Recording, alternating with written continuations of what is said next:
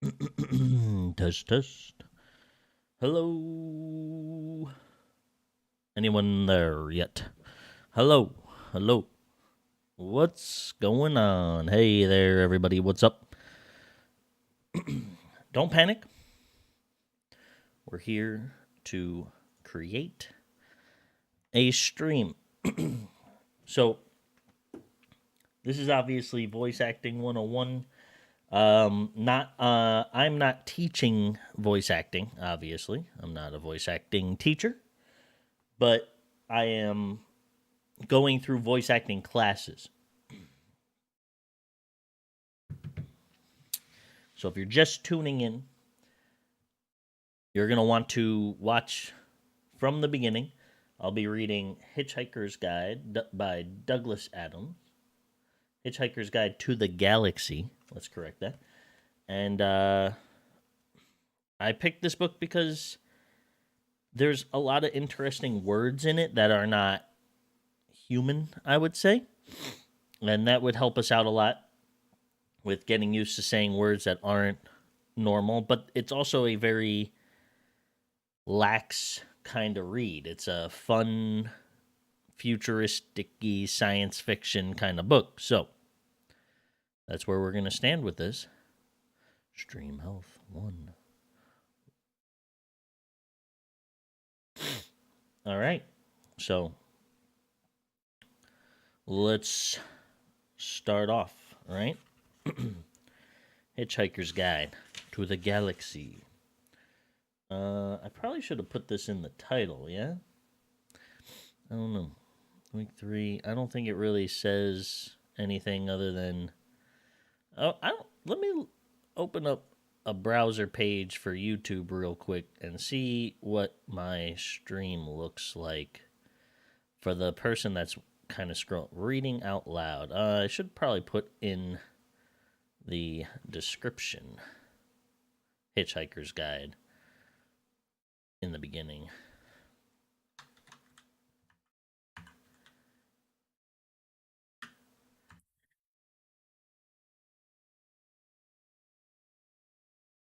I guess it's the Hitchhikers. That's going to be an apostrophe S. Guide to the Galaxy. X, Y. And then we'll put a little enter. Maybe we'll put that in like with the not quotes, but the little single quotes so people understand. And we'll save. And this might help out with getting people to understand what my stream is going to be about. Reading Hitchhiker's Guide to the Galaxy, reading out loud. People will understand. So I don't want you guys thinking that this is a beautiful, perfect reading of this book. This is for my own practice.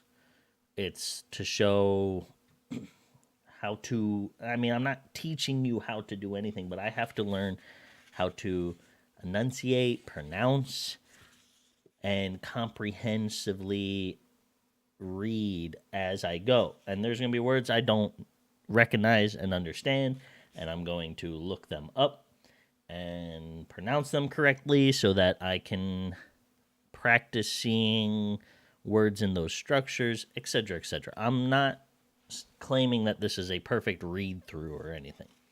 It's just what I have to do in order to get better at voice acting. So, I'm going to practice my breathing as I do this, and then I'm going to practice just what is it called? Spot reading, I guess is what it's called. It's just being able to read fluently and pay attention to punctuation as I'm reading.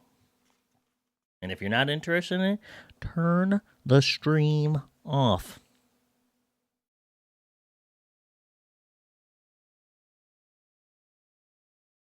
Okay. So we're going to start off. If you've never read this book, you got to get ready. It's different and wacky. So Far out in the uncharted backwaters of the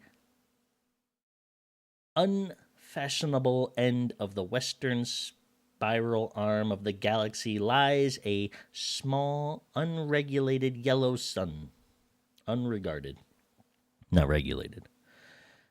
See, this is where I have to go. I have to take my time because I am trying to speed through it like I'm reading in my head, but I can't do that out loud. I haven't interpreted that to my mouth quite yet. Orbiting this is a distant. I need a better light behind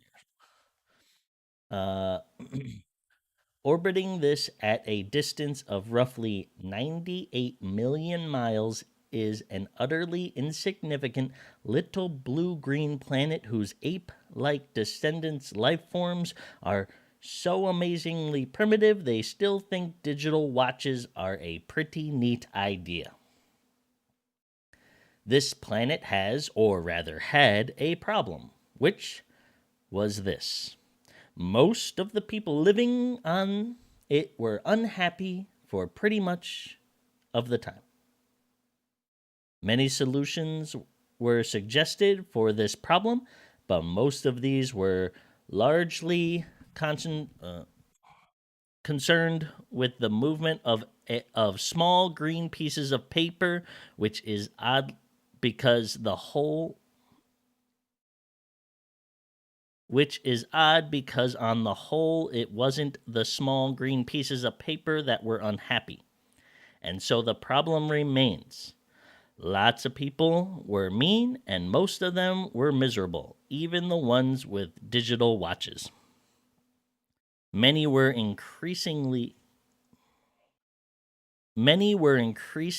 of the opinion that they'd all made a big mistake in coming down from the trees in the first place. Some said that even the trees had been a bad move and that no one should ever have left the oceans. And then one Thursday, nearly 2,000 years after one man had been nailed to a tree for saying how great it would be to be nice to people for a change, a girl sitting on her own in a small cafe in Rickmansworth suddenly realized what it was that had been going wrong all this time, and she finally knew how the world could be made a good and happy place. This time it was right. It would work, and no one would have to get nailed to anything. Sadly, however, before she could get to a phone to tell anyone about it, a terrible, stupid catastrophe occurred, and the idea was lost forever. This is not her story, but it is the story of that terrible, stupid catastrophe and some of its consequences. It is also the story of a book called The HitchHiker's Guide to the Galaxy. Not an Earth book, never published on Earth, and until the terrible catastrophe occurred, never seen or even heard by any Earth man. I gotta get a light or something. It's really hard to see. I keep. Maybe it's the glasses. Can I see better without them? Not really. Oh, no, that does nothing. Um, Give me a second.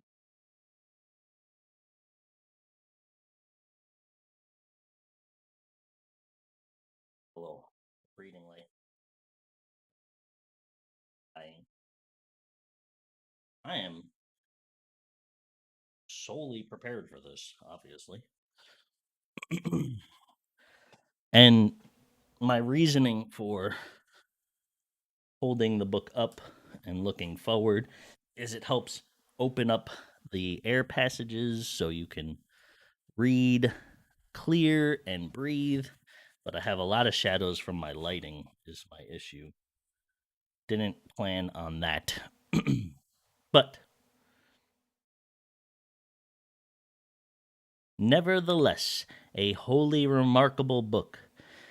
In fact, it was probably the most remarkable book ever to come out of the great publishing corporations of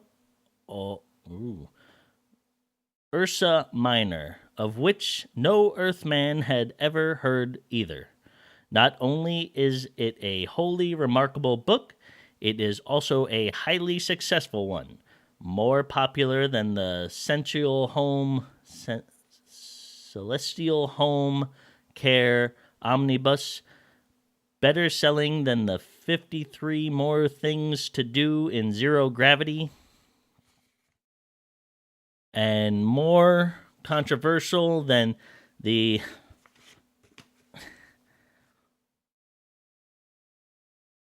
Olan,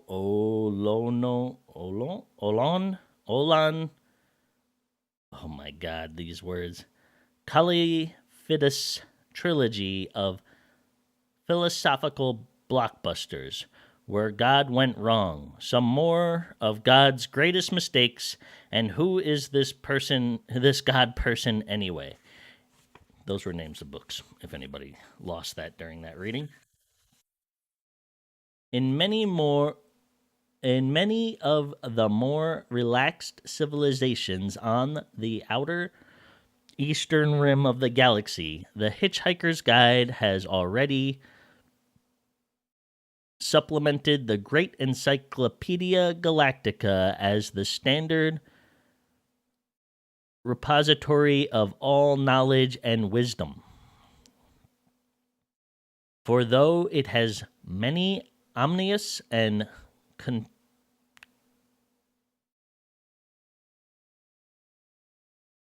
omnious and contains much that is apocryphal,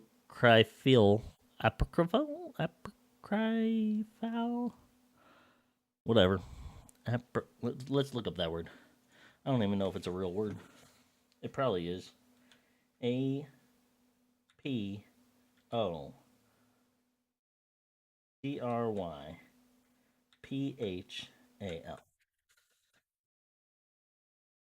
Definition. I know what it means.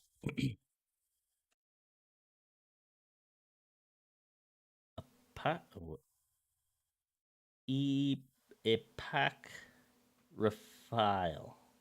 Apocryphal? Apocryphal?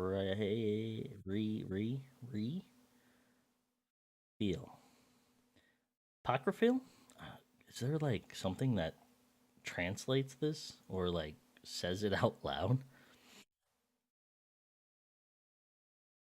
It's something about religion. What is apocryphal? Okay. Or at least wildly inaccurate. It scours over the. It scours over the older and predisdain work in two important respects. First, it is slightly cheaper, and second, it has the words "Don't Panic" inscribed in large friendly letters on its cover. But the story of this terrible, stupid Thursday, the story of this extraordinary consequences, and the story of how these consequences are inextricably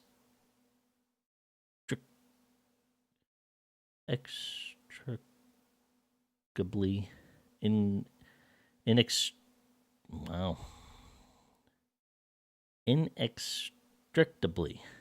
That is a word.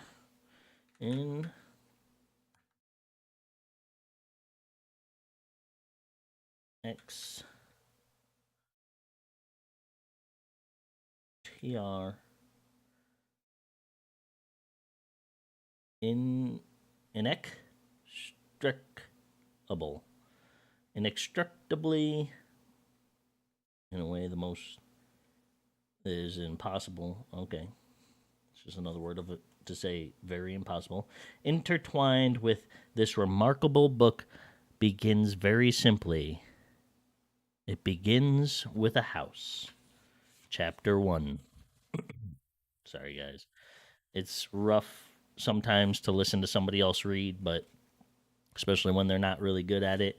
But this is what I have to do, and this is to hold me accountable, is to do it online, and then I can watch it later and, judge myself on it and see where I need help. So, the house stood on a slight raise just on the edge of the village. It stood on its own and looked out over a broad spread of the western country farmland. Not a remarkable house by any means. It was about 30 years old, squattish, squirrelish, made of brick, and had 4 windows set in front of a size and proportion which more or less exactly failed to please the eye. The only person for whom this house was in any way special was Arthur Dent, and that was only because it happened to be the one he lived in.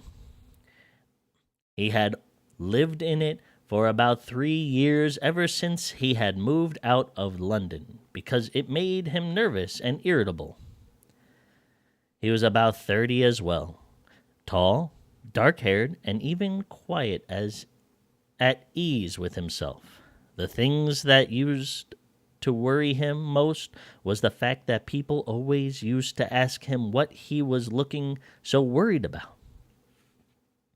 He worked in local radio, which he always used to tell his friends was a lot more interesting than they probably thought.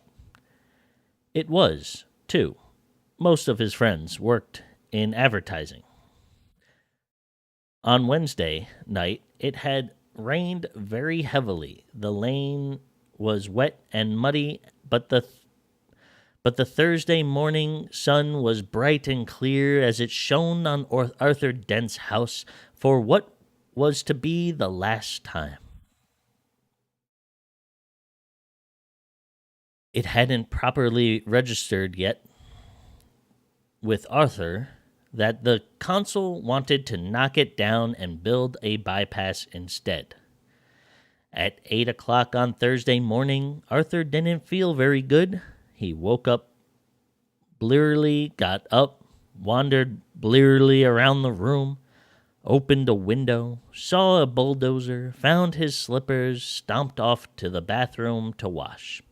Toothpaste on a brush, so scrub. Shaving mirror pointed at the ceiling. He adjusted it for a moment, and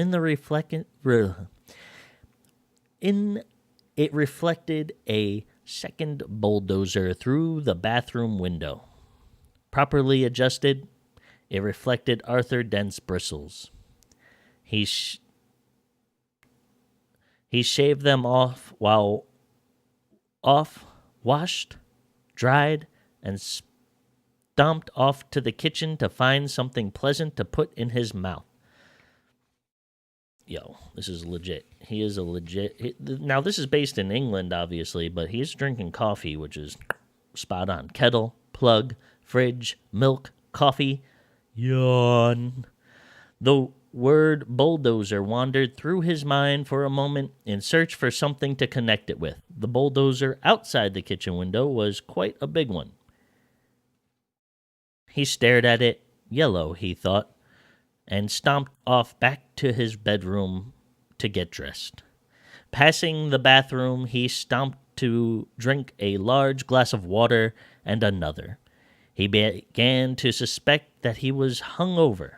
Why was he hungover? Had he been drinking the night before? He supposed that he must have been. He caught a glint in the shaving mirror, yellow, he thought, and stomped to the bedroom.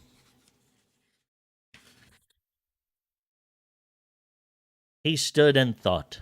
The pub, he thought. Oh dear, the pub. He vaguely remembered being angry angry about something that seemed important. He'd been telling people about it at great length. He rather suspected.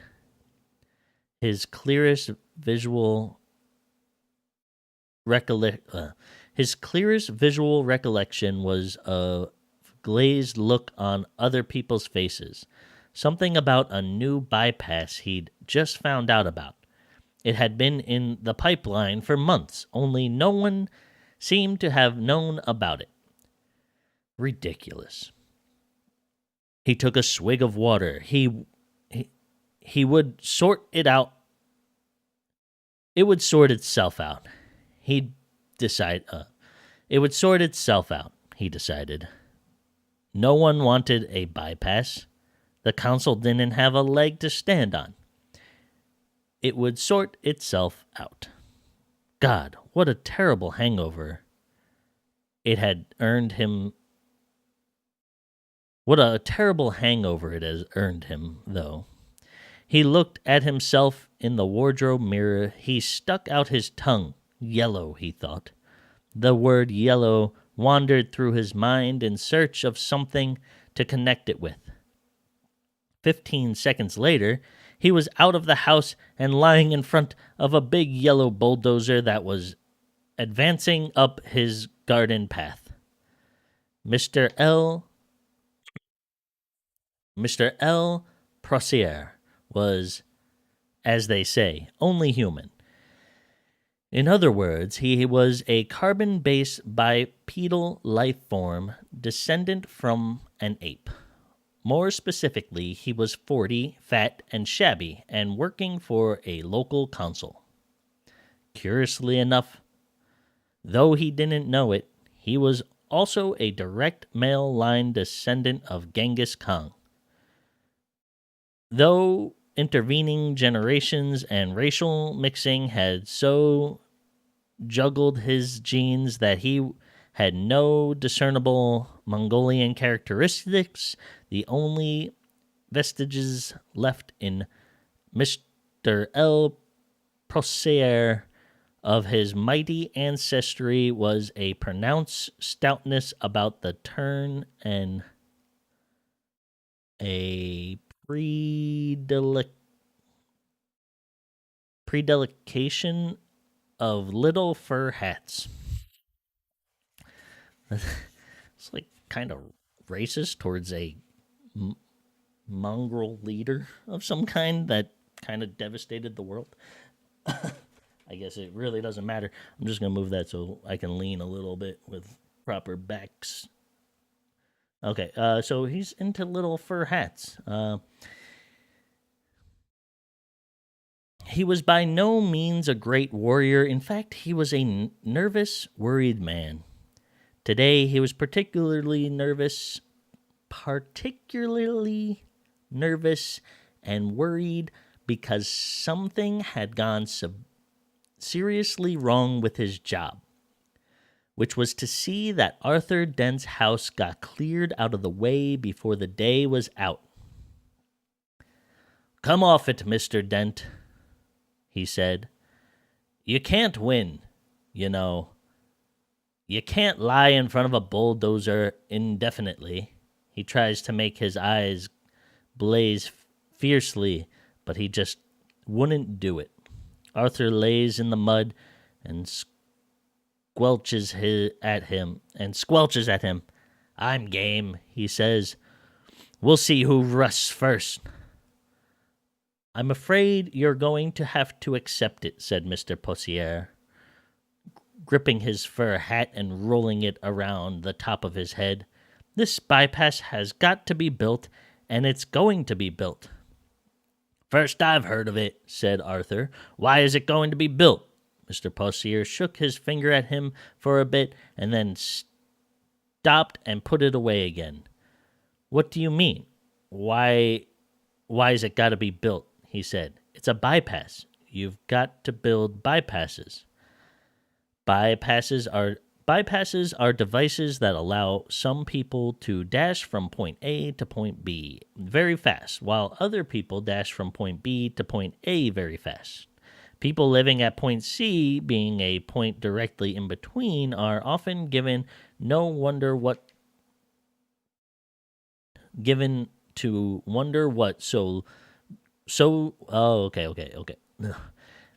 Being a point directly in between are often given to wonder what's so great about point A that so many people from point B are so keen to get there, and what's so great about point B that so many people from point A are so keen to get there.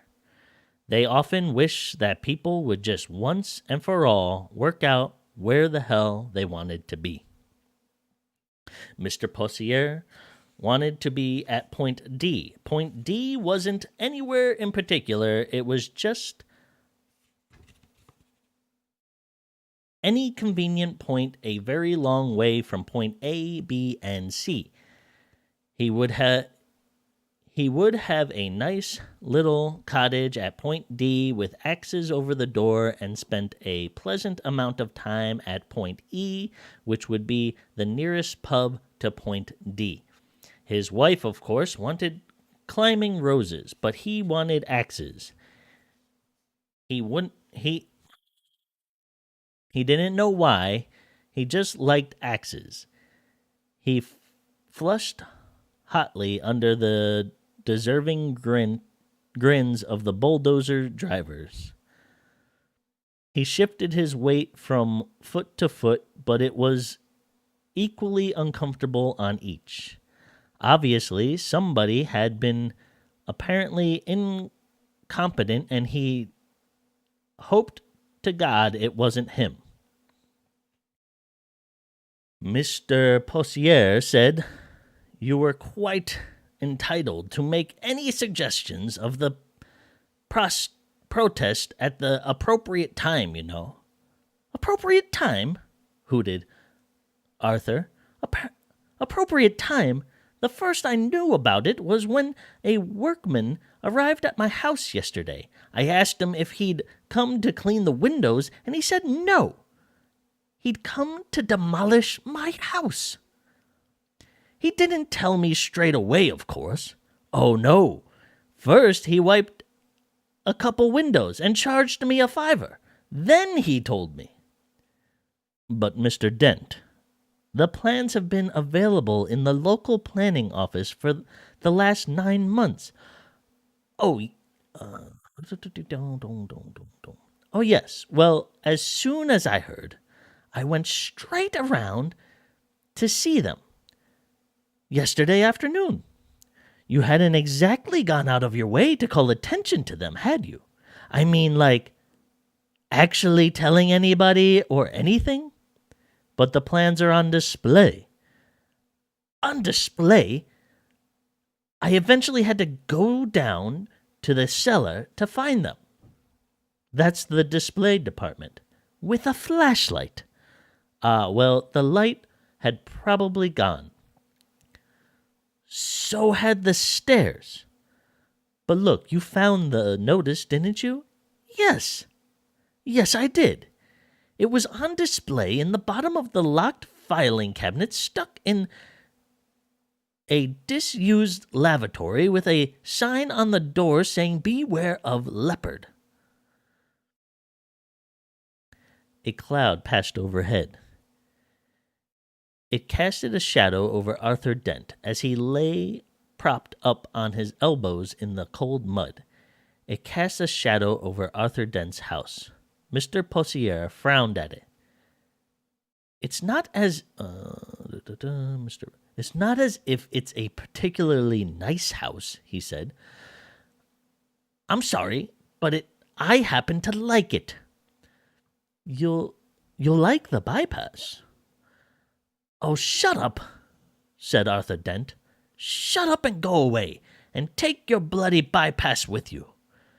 You haven't got a leg to stand on, and you know it.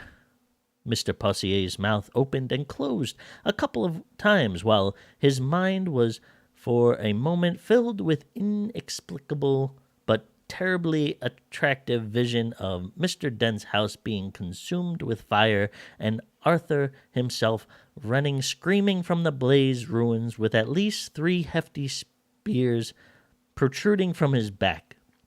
Mr. Possier was often bothered with visions like these, and they made him feel very nervous.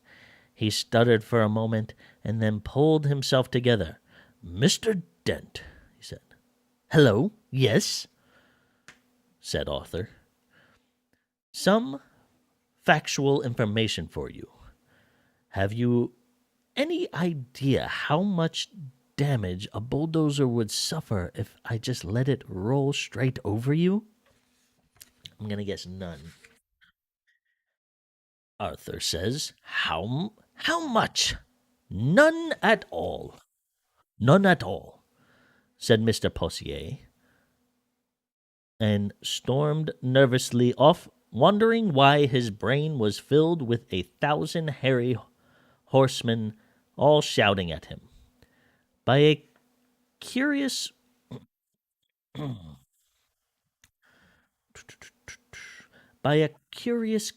coincidence, none at all is exactly how much suspicion the ape descendant Dr. Arthur Dent had that one of his closest friends and not descendant from an ape, but was in fact a small planet somewhere in the vicinity of should I say Beetlejuice or Betelgeuse? I think it's Betelgeuse. And not from Guilford, as he usually claimed. Arthur Dent had never, ever suspected this.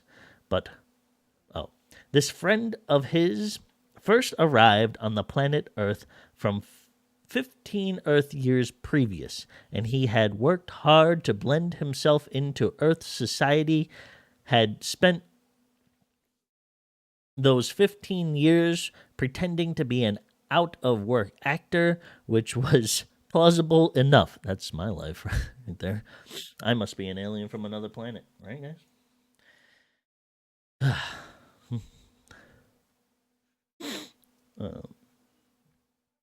He had made one careless blunder though, because he had skimped a bit of his preparatory research. The information he had gathered had led him to choose the name Ford Perfect as being nicely inconspicuous. He was not conspicuously tall. His features were striking but not conspicuously handsome. His hair was whirly and gingerish and brushed backwards from the temples. His skin seemed to be pulled backward from the nose. There was something very slightly odd about him, but it was difficult to say what it was. Perhaps it was his eyes didn't seem to blink, even though when you talked to him for any length of time, your eyes began involuntarily to water on his behalf. Perhaps it was that he smiled slightly too broadly and gave people the unnerving impression that he was about to go for their neck. He struck most of his friends he had made on Earth as a eccentric but a harmless one, an unruly boozer with some oddish habits. For instance, he would often gate crash university parties, get badly drunk, and start making fun of any astrophysicist he could find till he got thrown out. Sometimes he would get seized with oddly distracted moods and stare into the sky as if hypnotized until someone asked him what he was doing. Then he would start guiltily for a moment, relax, and he would start guiltily for a moment and relax and grin. I wonder if that meant stare.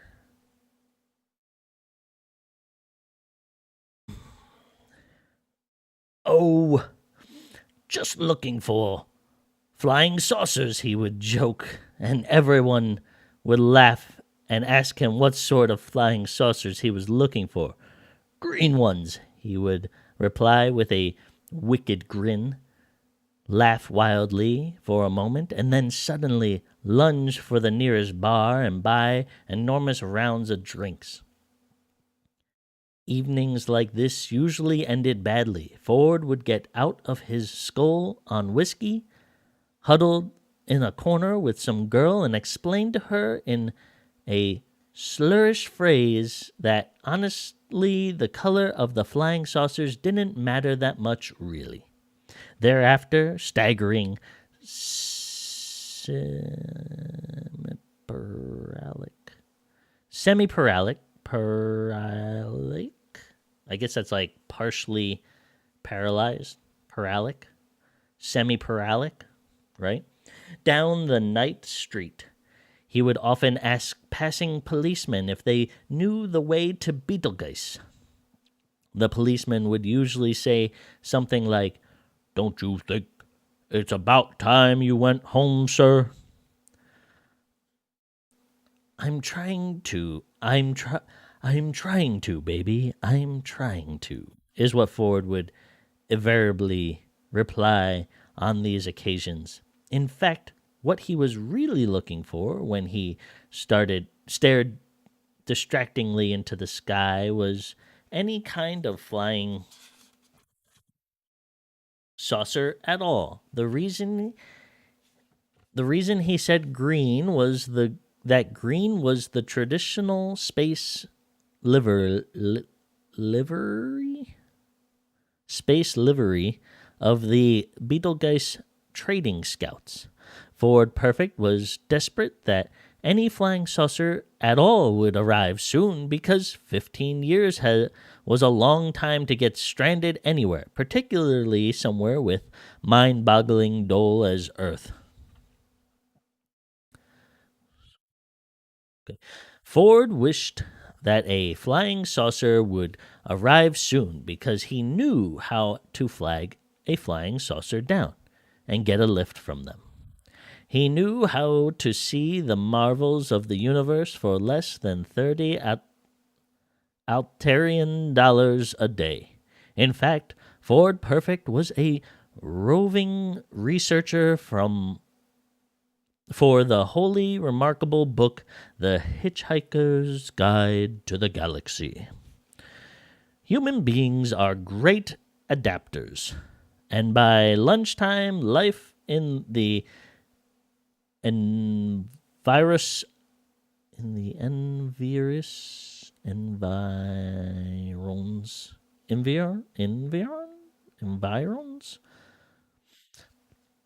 life in the environs of Arthur's house had settled into a steady routine. It was Arthur's accepted role to lie squelching in the mud, making occasional demands to see his lawyer, his mother, or a good book. It was Mr. Possier's accepted role to tackle Arthur with a occasional new ploy, such as for the public good talk or the March of Progress talk. They knocked my house down once, never look back talk, and various other. Oh my God. This word I kind of want to know what it is. Conjurials? Conjure? It's. This one I don't know.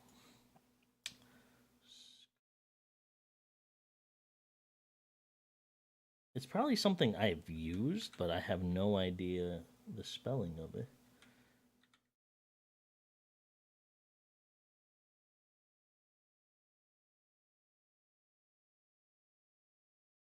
It is pronounced Kejore. Kejore? Kejore? Plural. Kejore. Casually?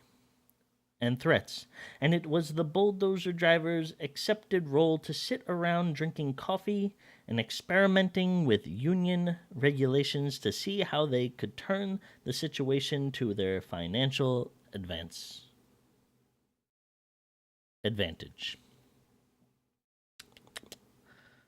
Let's go back to this. I want to see how the audio is coming through. Is everything sounding fine when I read out loud? Yes. Okay. The Earth moved slowly in its diurnal course. The sun was beginning to dry out the mud that Arthur lay in. A shadow moved across him again. "Hello, Arthur," said the shadow. Arthur looked up and squinted into the sun.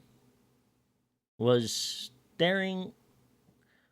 startled to see Ford Perfect standing above him. "Ford, hello, how are you?"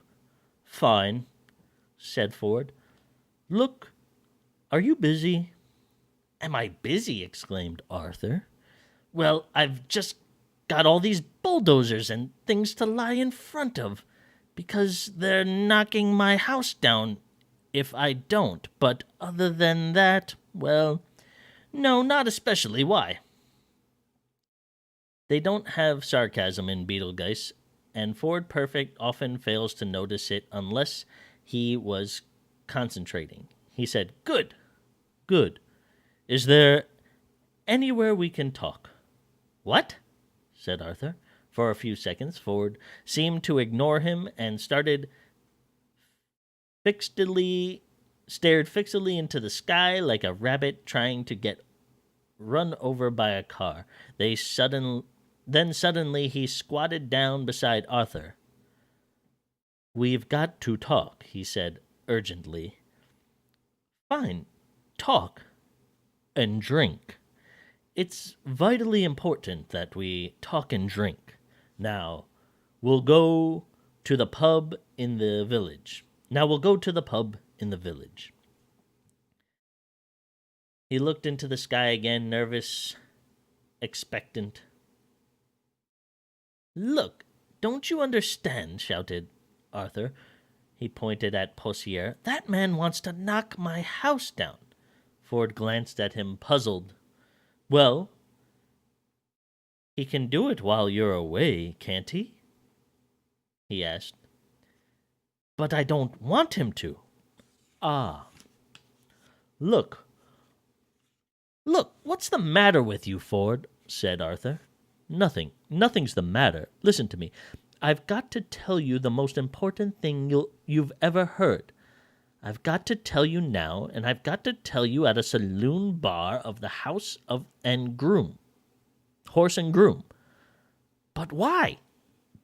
"Because you're going to need a very stiff drink." Ford stared at Arthur, and then Arthur was astonished to find his will beginning to weaken. He didn't realize that this was because of an old drinking game that Ford learned to play by the hyperspace ports that served the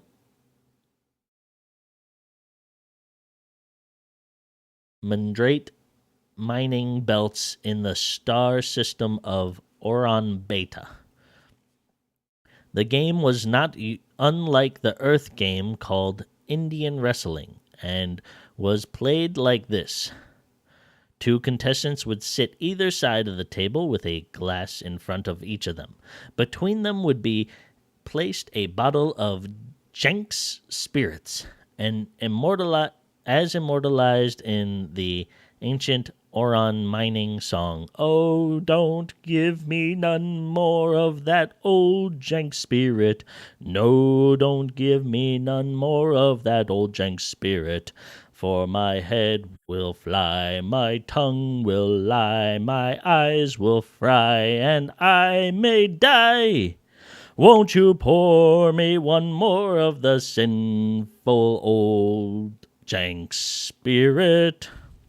Because each of the two contestants would then concentrate their will on the bottle and attempt to tip it and pour spirits into the glass of the opponent, who would then have to drink it.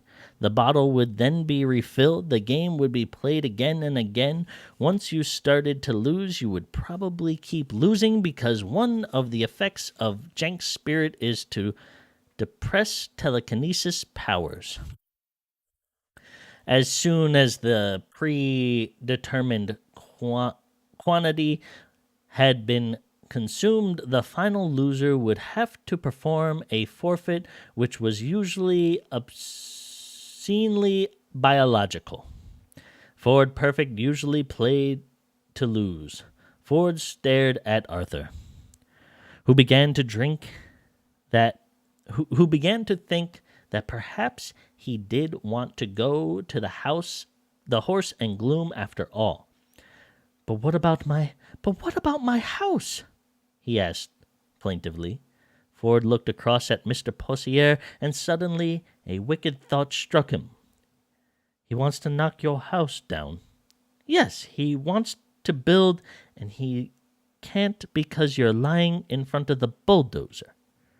Yes, and I'm sure we can come to some agreement, said Ford. Excuse me, he shouted. Mr. Possier, who was arguing with a spokesman from the bulldozer drivers about whether or not Arthur Dent constituted a mental health hazard and how much they should get paid if he did. Looked around.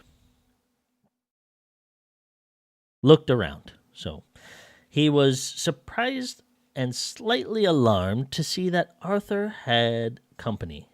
Hello? Yes, he called. Has Mr. Dent come to his senses yet? Can we have a moment? Asked Ford. Assume that he hadn't. Well, and can we also assume that he is going to be staying here all day? So all your men are going to be standing around all day doing nothing. Could be. Well, if you're resigned to doing that anyway, you don't actually need him to lie here all the time, do you? What? You don't actually need him here? Well, no, not as such, he said.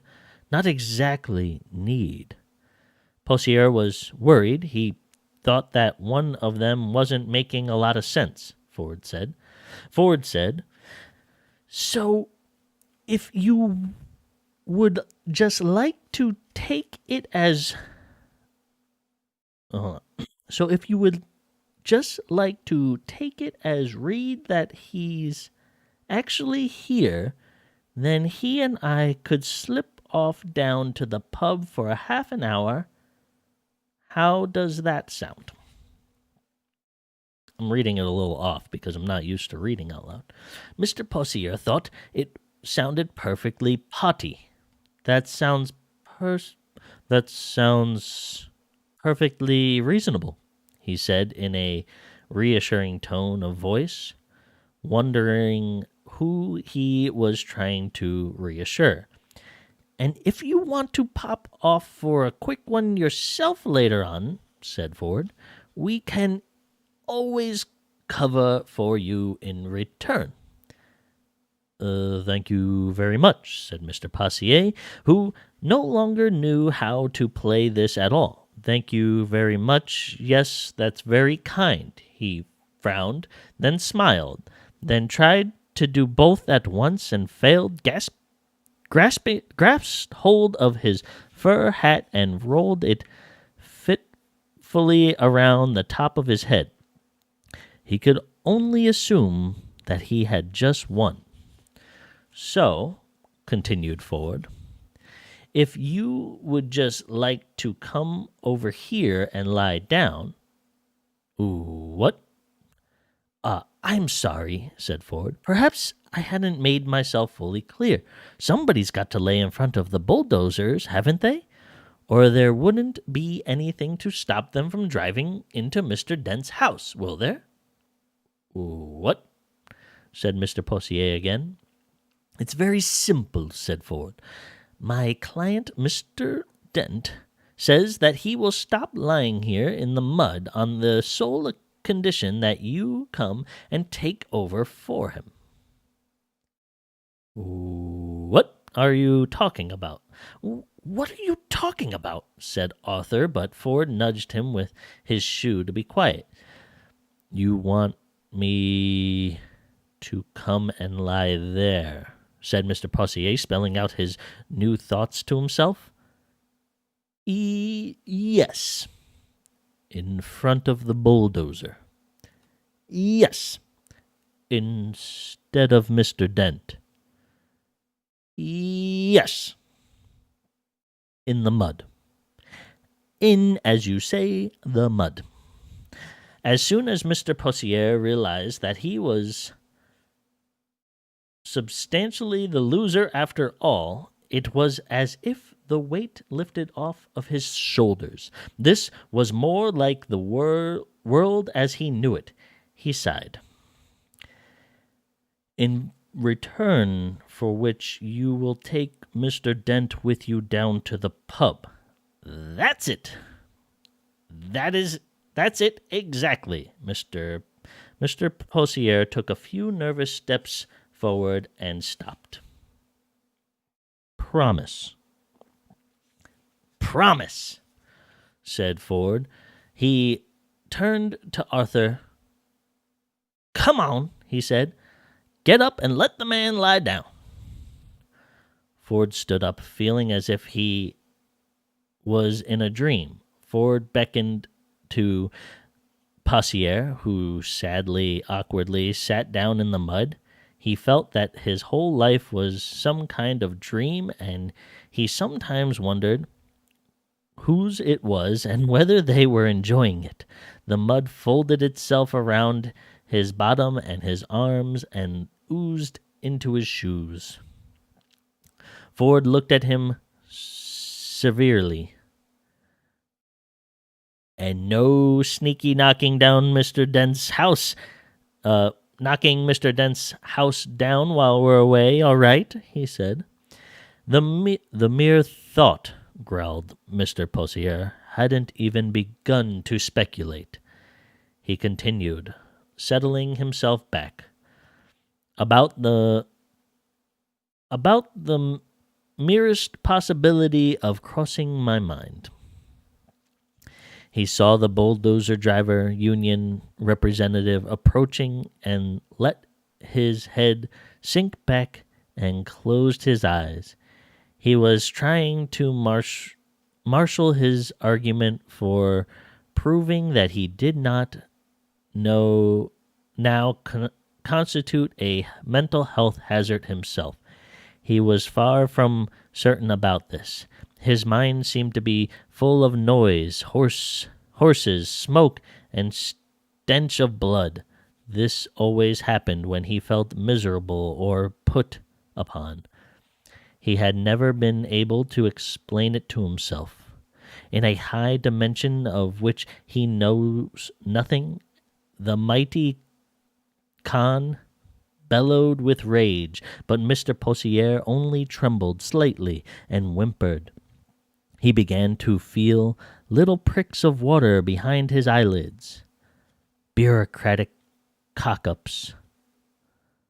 Angry men lying in mud. Indecipherable strangers hanging out. Inexplicable humiliation. An unidentified army of horsemen laughing at him in his head. What a day. What a day. Ford Perfect knew that it didn't matter a pair of dingoes' kidneys whether Arthur's house got knocked down or not. Arthur remains very worried. But can we trust him? Myself, I'd trust him to the end of the earth, said Ford. Yes, and how far is that? About 12 minutes away, said Ford. Come on, I need a drink. Chapter 2. All right, we're on chapter 2 for the viewer watching. I hope you're enjoying the read. I've never read this much out loud. I did it once on my other episode, but I think I'm going to try to get through most of this book, if not the whole thing. I don't know if there's legalities. I don't have anybody watching. I'm just doing it for my own sake. So we're about an hour into the stream, probably about half an hour into that chapter, which is kind of crazy. I didn't think it would take so long to read a chapter out loud, but it does take about a half an hour for me. I don't think I'm doing a bad job reading. I think I do stumble and I do look up words, but it's an easy read for the most part. They do throw some major words in there that kind of throw me for a loop. I am going to go take a restroom break. Don't panic. I'll be back.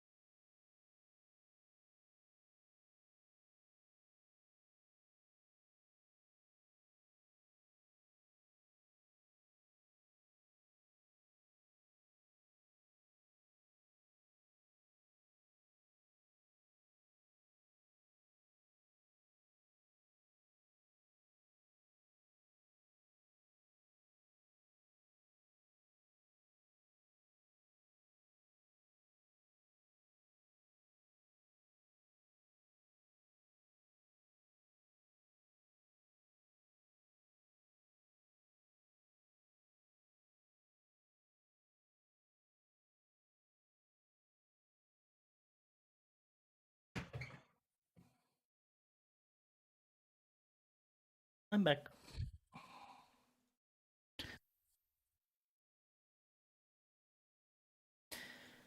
All right. Cajon. Cabron. There we go.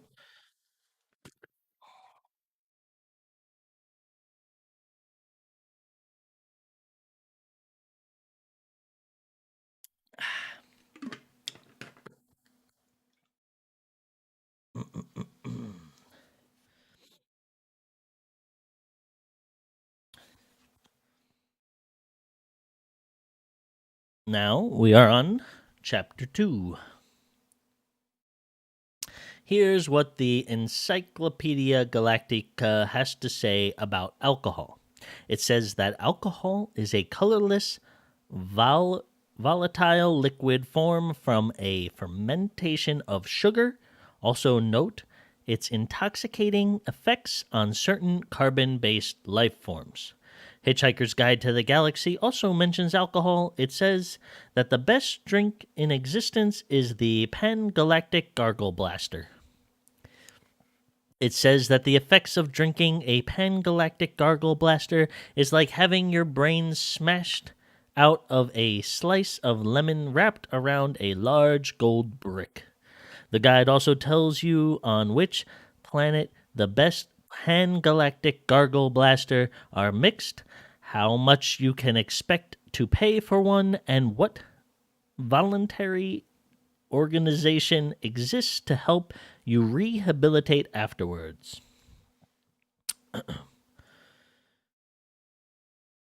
Pan Galactic Gargle Blaster. The guide even tells you how you can mix one yourself.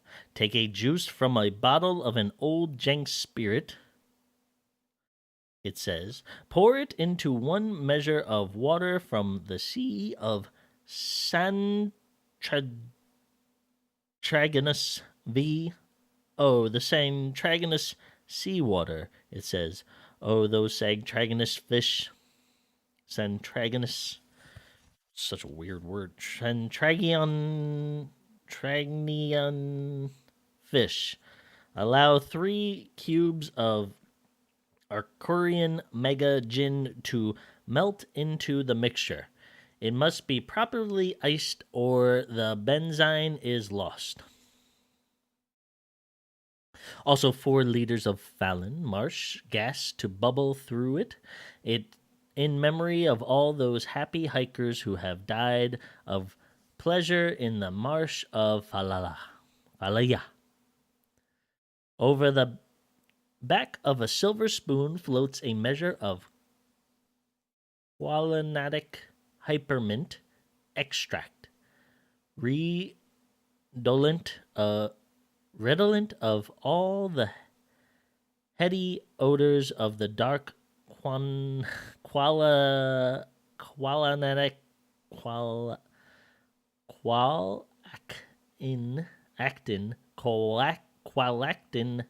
zones. Wow, what a word. Subtle, sweet, and mystic. Drop in the tooth of an Alagolian sun tiger. Watch it dissolve, spreading the fire of the Alagonian sun deep into the heart of the drink. Sprinkle Zamphorier and add an olive. Drink, but very carefully. The Hitchhiker's Guide to the Galaxy sells rather better than the Encyclopedia Galactica. 6 pints of bitter, said 6 pints of bitter, said Ford Perfect to the barman of the Horse and Groom. And quickly, please, the world's about to end. The barman of the Horse and Groom didn't deserve this sort of treatment. He was a dignified old man. He pushed his glasses up his nose and blinked at Ford Perfect. Ford ignored him and stared out the window. So the barman looked instead at Arthur, who shrugged helplessly and said nothing. So the barman said, "Oh, yes, sir. Nice weather for it," and started pulling pints. He tried again. "Going to watch the match this afternoon, then?" Ford glanced around at him.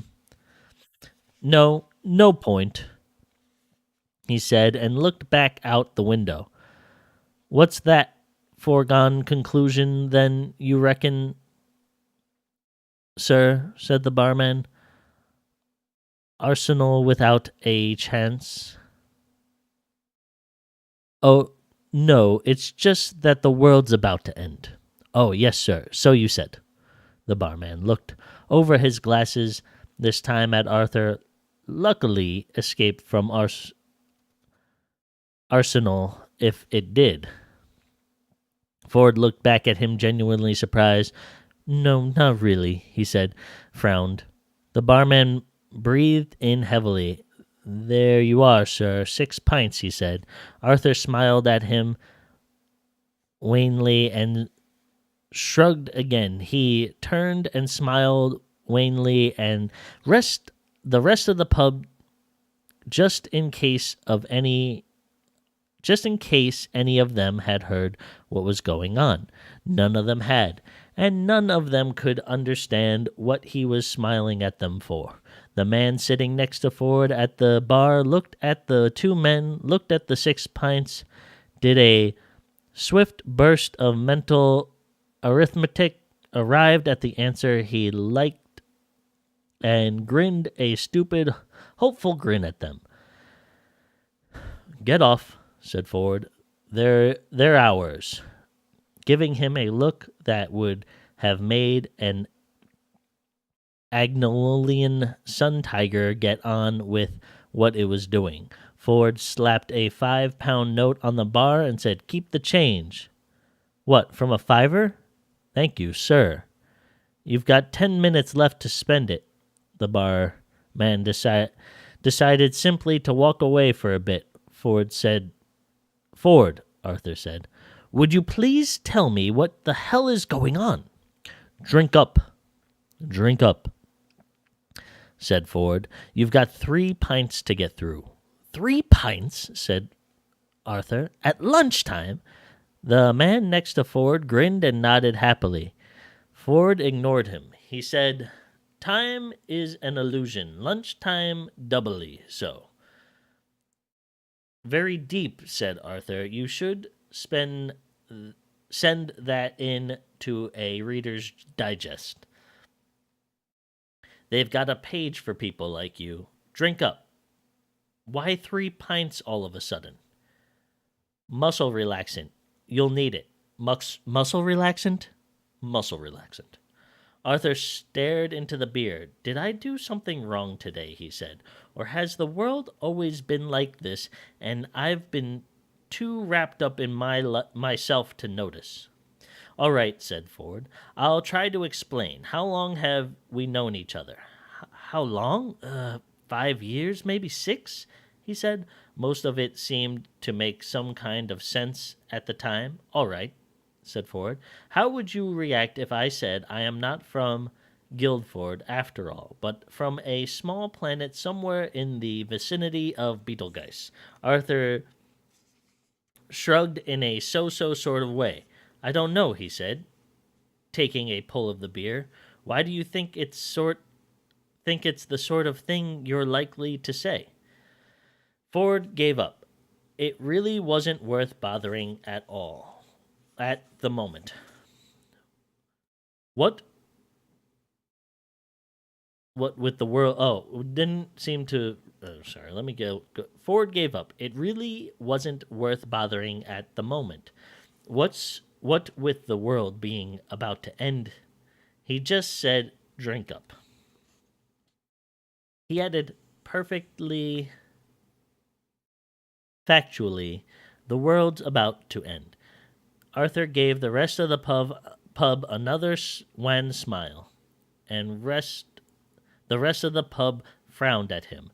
The man waved at him to stop smiling at them and mind his own business. "This must be Thursday," Arthur said to himself, sinking low over the beer. "I never could get the hang of Thursdays."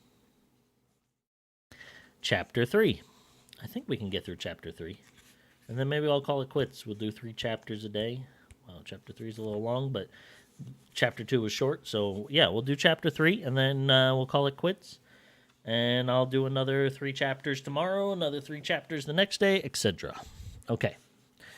On this particular Thursday, something was moving quietly through the ionosphere many miles above the surface of the planet. Several somethings, in fact. Several dozen huge yellow chunky slabs of something, huge as office blocks. Silent as birds, they soar with ease, basking in electromagnetic rays from the star Sol, biding their time, grouping, preparing. The planet beneath them was almost perfectly obvious of their presence, which was just how they wanted it for the moment. The huge yellow somethings went unnoticed at Goonhilly. They passed over Cape Canaveral without a blip.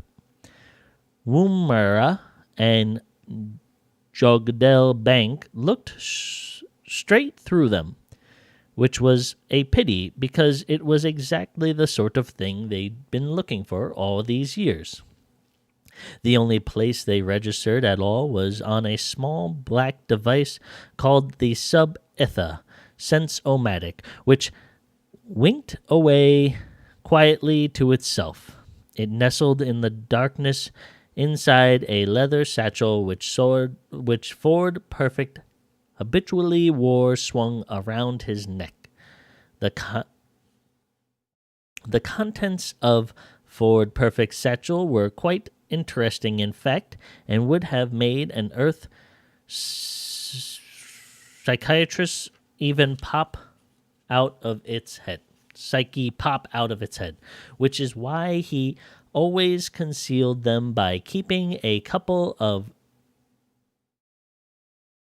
dog-eared scripts for plays he pretended he was auditioning for stuffed in the top.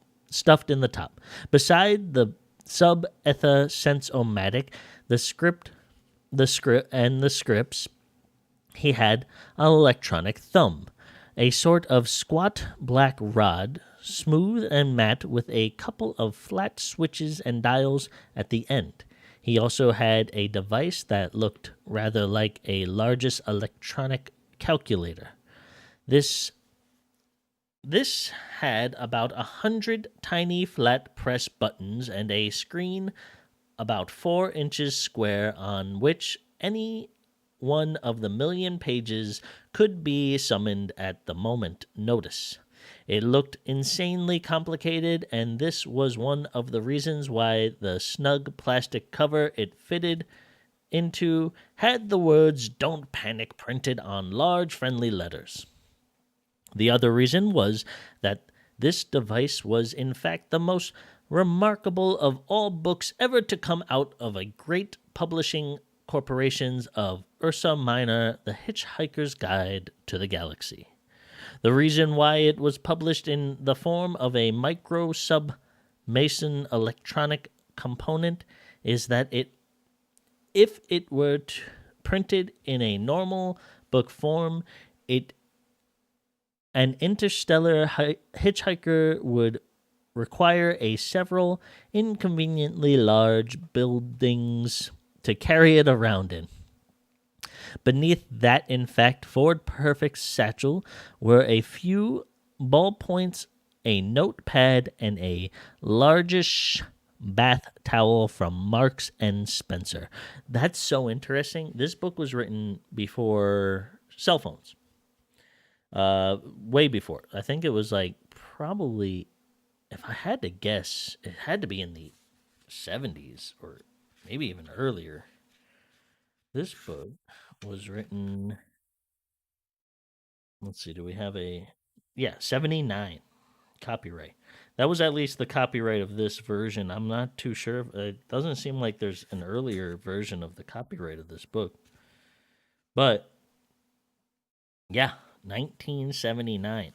So nowadays we can store in our hands the amount of paper you would need to fill an office building just in our phones. And we can contact it wirelessly. That's cool. So it was almost like we were trying to find a way to get that, and he pretended it existed in fiction, and now it's reality. The Hitchhiker's Guide to the Galaxy has a few things to say on the subject of towels. A towel, it says, is about the most massively useful thing an interstellar hitchhiker can have. Partly, it has a great particular value. You can wrap it around you for warmth as you bound across the cold moons of Jagiellon Beta, and can lie on it on the brilliant marble sanded beaches of the Strategos V, which is 5. Inhaling the heavy sea salt vapors, you can sleep under it beneath the stars which shine so readily on the desert world of Kakafun. Use it to sail a minecraft down the slow, heavy river mouth. Wet it for use in hand-to-hand combat. Wrap it around your head to ward off noxious fumes or avoid the gaze of a various bug bladder beast of Tral, a mind-boggling stupid animal. It assumes that if you can't see it, it can't see you. draft as a brush, but very, very ravenous.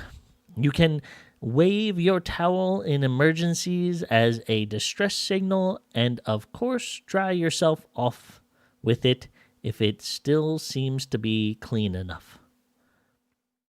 Most importantly, a towel has immense psychological value.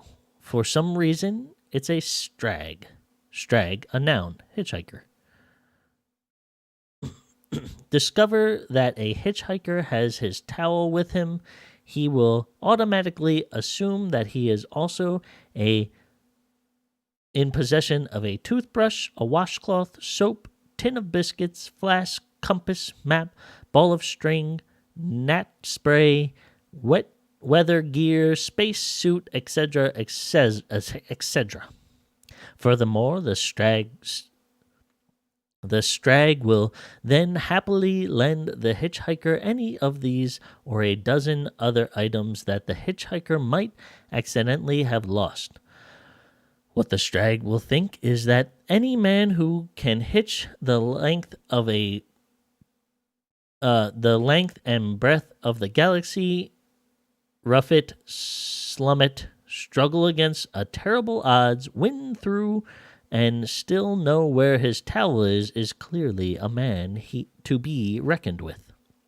Hence the phrase that has passed into hitchhiker slang as in, hey, you sass that hoopy, hey, you sass that hoopy Ford Perfect. There's a Frood who really knows where his towel is. Sass, known to be aware of meat, have sex with. Known, be aware, meet, have sex with.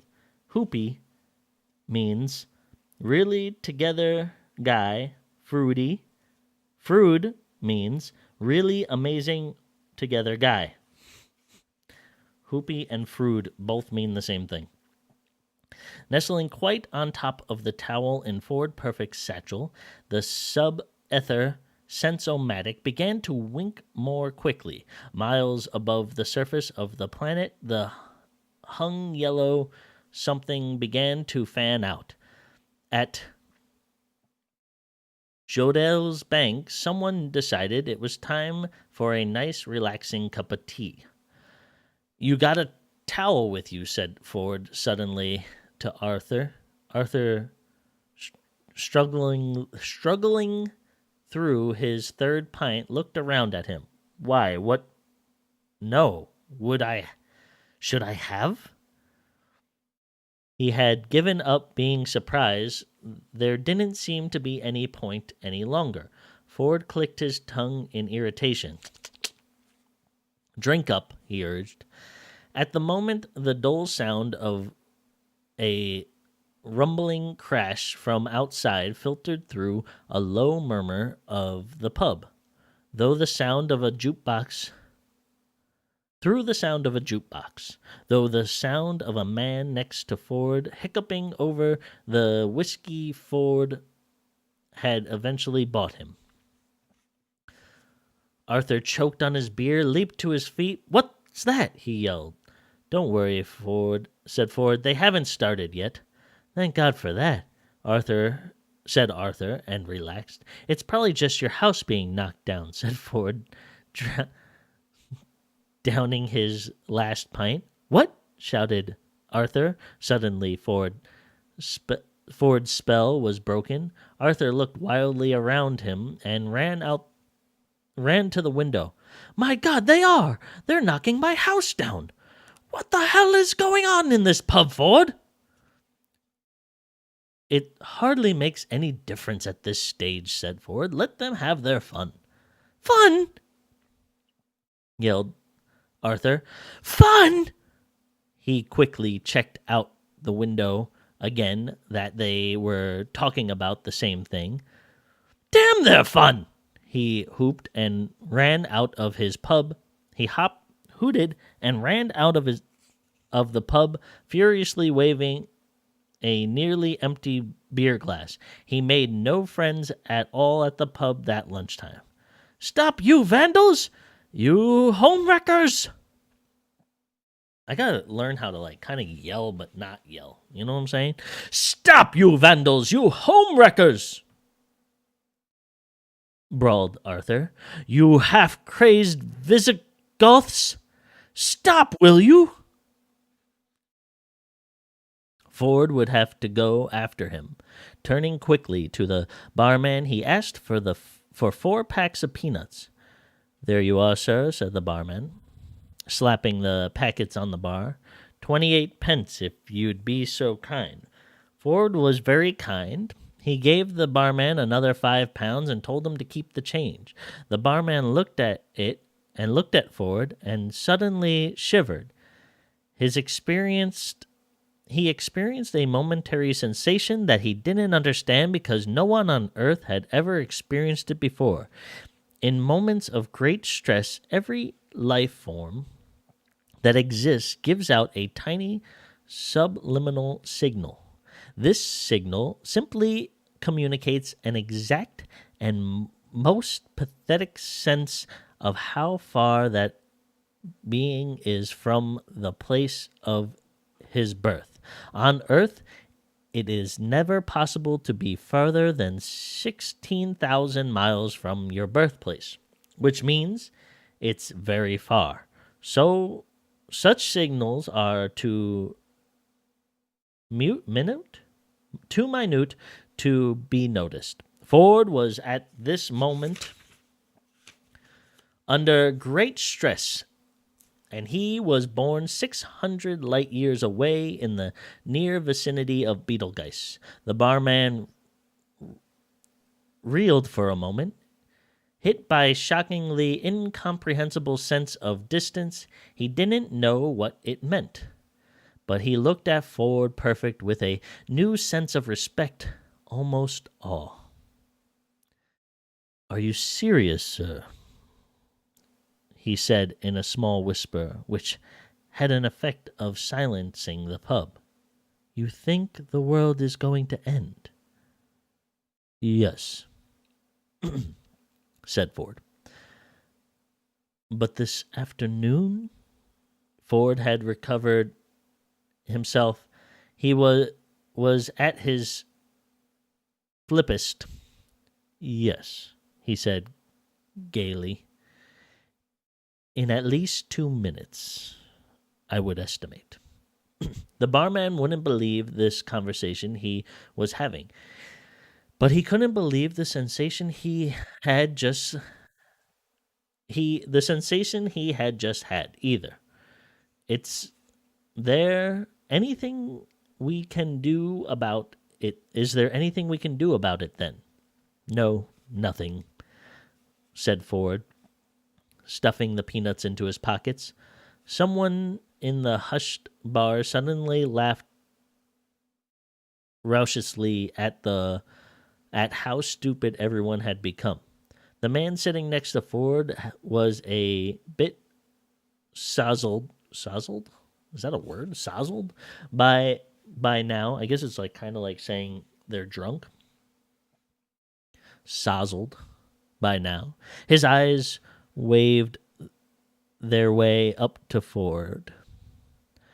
I thought, he said, that if the world was going to end, we were meant to lie down or put a paper bag over our head or something. If you like, yes. That's what they told us in the army, said the man, and his eyes began to long trek back towards his whiskey. Will that happen? Asked the barman. No, said Ford, and gave him a friendly smile. Excuse me, he said. I've got to go. With a wave of his left. Got it. The pub was silent for a moment longer, and then, embarrassingly enough, the man with the raucous laugh did it again. The girl he had dragged along to the pub with him had grown to loathe him dearly over the last hour, and it was and it would probably have been a great satisfaction to her to know that in a minute and a half or so he would suddenly evaporate into a whiff of hydrogen ooze and carbon monoxide. However, when the moment came, she would be too busy evaporating herself to notice it. The barman cleared his throat. He heard himself say, "Last orders, please." A huge yellow machine began to sink downward and to move faster. Ford knew they were there. This wasn't the way he had wanted it. Running up the lane, Arthur had nearly reached his house. He didn't notice how cold it was suddenly becoming. He didn't notice the wind. He didn't notice the sudden irrational squall of rain. He didn't notice anything but the caterpillar bulldozer crawling over the rubble of that had been his home. "You barbarians!" he yelled. "I'll sue the council for every penny it's got. I'll have you hung and drawn and quartered and wiped and boiled, or whipped and boiled until you've had enough." Ford was running after him very fast, very, very fast. I shouldn't be yelling so loud. It's probably cutting the audio during that part. "And then I will do it again," yelled Arthur. "And when I'm finished, I will take all the bits and I will jump on them." Arthur didn't notice the men were running from the bulldozer. He didn't notice that Mr. Poussiere was staring hectically into the sky.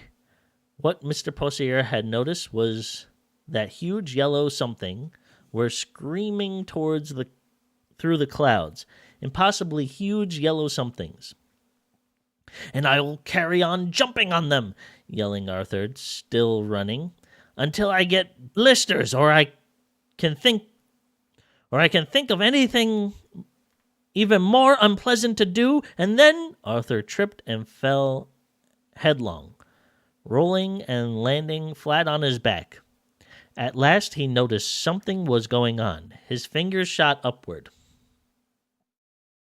"What the hell is that?" Whatever it was raced across the sky in a monstrous yellowness,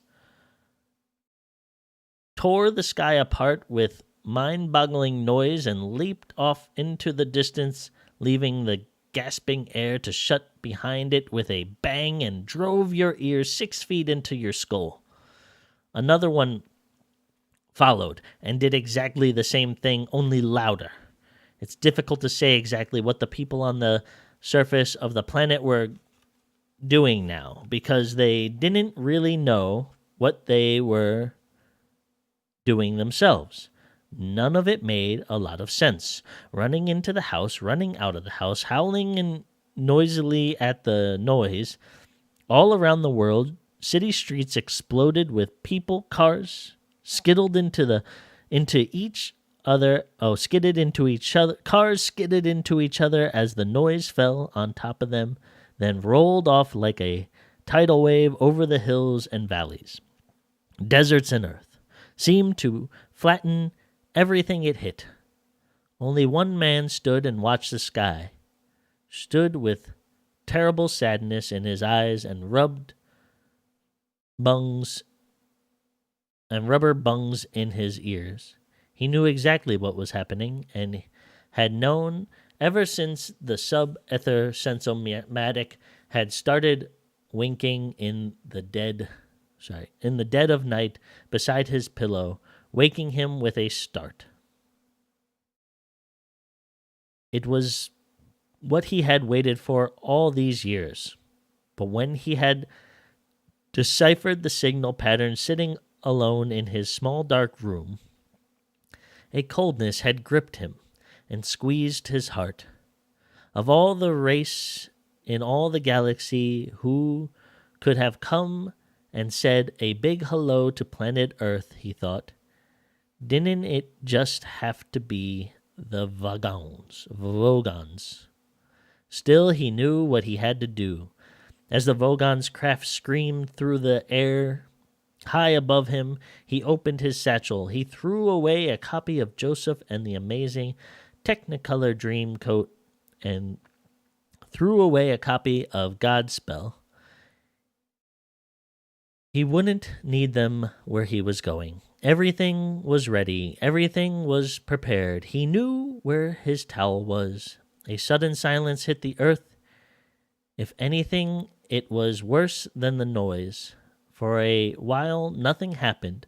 The great ships hung motionless in the sky over every nation on earth. Motionless they hung heavy, steady in the sky, a blasphemy against nature. Many people went straight into shock as their minds tried to encompass what they were looking at. The ships hung in the sky in much the way that bricks don't. And still nothing happened. Then there was a slight whisper, a sudden sparse whisper of open ambient sound. Every hi-fi set in the world, every radio, every television, every cassette recorder, every woofer, every tweeter, every mid-range driver in the world quietly turned itself on. Every tin can, every dustbin, every window, every car, every wine glass, every sheet of rust metal became activated as a acoustically perfect sounding board. Before the earth passed away, it was going to be traded to the very ultimate in sound reproduction, the greatest public address system ever built. But there was no concert or music or fanfare, just a simple message. People of Earth, your attention, please, a voice said. And it was wonderful, perfect, quadraphonic sound with, obviously I'm saying it, but with distortion level so low as to make a brave man weep. This is the protest wagon jets of the Galactic Hypersphere Planet Planning Council, the voice continued. As you will no doubtedly be aware, the plans for development of the outlying regions of the galaxy require the building of a hyper-spherical express route through your star system, and regrettably your planet is one of the scheduled for demolition. The process will take slightly less than 2 of your Earth minutes. Thank you. The PA died away. Uncomprehending terror settled on the watching people of Earth. The terror moved slowly through the gathered crowd as if they were iron-filled on the streets of board, and a magnet was moving beneath them. Panic sprouted again. Desperate fleeing panic, but there was nowhere to flee. Observing this, the Vogons turned on their PA again and said, There is no point in acting surprised about this. All the planning charts and demolition orders have been on display in your local planning department in Alpha Centauri for 15 of your Earth years. So you've had plenty of time to lodge any formal complaint, and it's far too late to start making a fuss about it now. The PA fell silent again, and its echo drifted off across the land.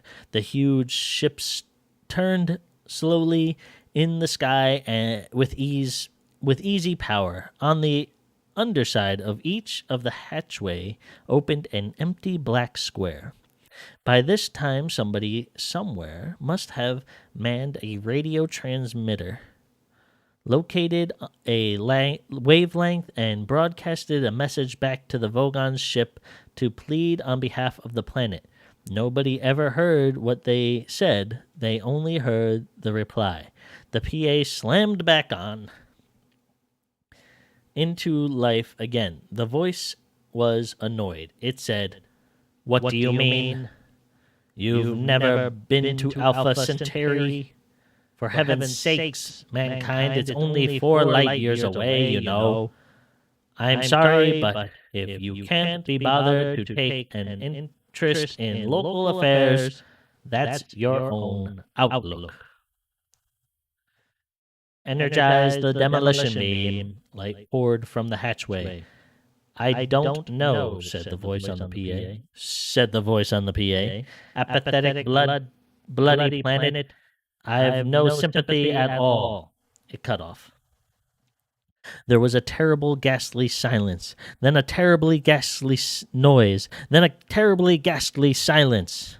The Vogon's constructor fleet coasted away into the inky, starry void. There we go. Planet Earth is about to be destroyed. It's a good book. I love this book. It's a lot of fun to read. Really interesting. Definitely well written for its time. Not even just for its time. I mean, like, books were well written hundreds of years ago. The story, the way he words things is just very beautiful. Very beautifully done for a comedic space sci-fi sense. He makes it very simple but also complicated. The one line where he says the ships hung in the air much like bricks don't is like just genius writing. And I don't know, maybe somebody wrote like that before, but I never read it before. And that was like, I remember reading that the first time and it was just phenomenal. And I'm excited to read this whole book. That's 3 chapters. We're going to read 3 chapters a day out loud. And I want to be comfortable reading them by the end. And maybe we'll just keep reading through different books if I can.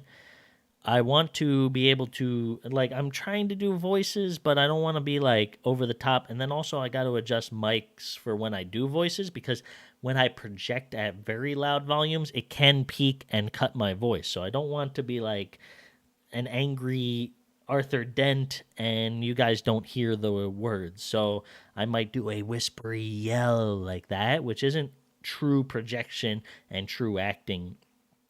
You would want to yell like really loud and be actually genuinely angry about somebody demolishing your house in order to act that role out. So I'd have to be like, "What do you mean? What do you mean?" Like that. But I almost peeked there. I backed away from the mic so it wouldn't, but I can see on my monitor here that I almost peeked and you wouldn't have heard me say it. But that's it. That's really what this is all about. This is what my teacher told me to do, was to make sure I could read more coherently and enunciate. And if you notice, I was moving my mouth quite a bit, which seems kind of weird, but when you do it, you actually pronounce things a little bit better. Better. Like better. You know it has a T, so you're going better instead of better, which sounds like it's got a D.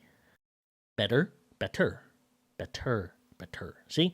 So I know it's all funny stuff, but that's really what it comes down to, is being able to say things properly while breathing without stressing your upper body. You're just breathing in through your abdomen. So you have to practice pushing the air out as if it's coming out of your mouth perfectly. And you want to project with that in the best way possible without damaging anything.